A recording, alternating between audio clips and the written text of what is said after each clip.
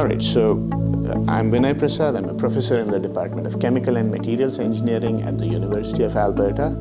And in my research, I use machine learning to solve many problems related to energy, related to chemical engineering, and process control too.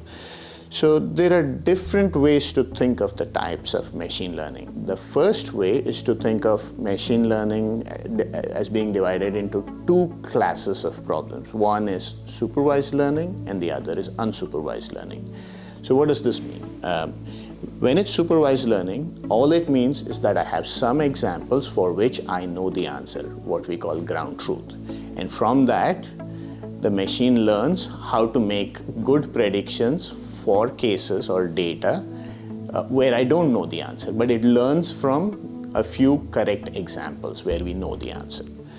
Unsupervised learning is where we don't have any examples where we know the answer. So we have to use something, and usually it's some notion of similarity that helps us figure out what to do with our data and how to make predictions with our data. So that's one classification. But if you look at it from what are the types of problems we tend to solve, there's usually three problems we are interested in. And the first is what is often called feature identification, but it's really just about what is important. A classic example I like to use is, how do you know if an animal is a mammal? And you would list out everything that you think relates to a mammal. Is warm-blooded, probably has fur or hair, gives live birth to young ones, and the like.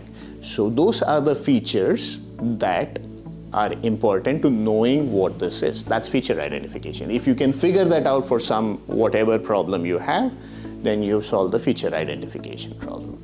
The second problem is basically grouping or sorting. This could be both unsupervised, that means we don't know what the answer is and we just sort, like you're sorting your laundry, you sort things that look similar.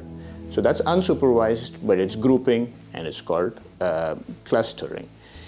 If you're given a few examples where this is an example of a good apple because there are no spots and all of that, and this is an example of a bad apple, and then you sort, this is supervised learning because you were given a few examples and then you learned from that.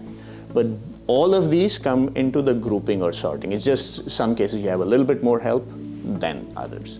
The third is actually what I will call calibration or regression. And this is explaining one thing in terms of another. And if you know the relationship, and this is also supervised because usually you need some data to understand, then that is typically regression. Again, an example is, say you, from previous years in your garden, you watched a particular set of plants grow, maybe your tomatoes, and how many tomatoes you got, you're able to figure out based on how much sun was there and how much water they got. And let's assume everything else, soil, fertilizer, remains the same. So this year, if you plant the same brand of tomatoes, and then you can figure out how much water you need to give, and of course the sun you can't completely control, but then from that you can make an estimate of your harvest for this year.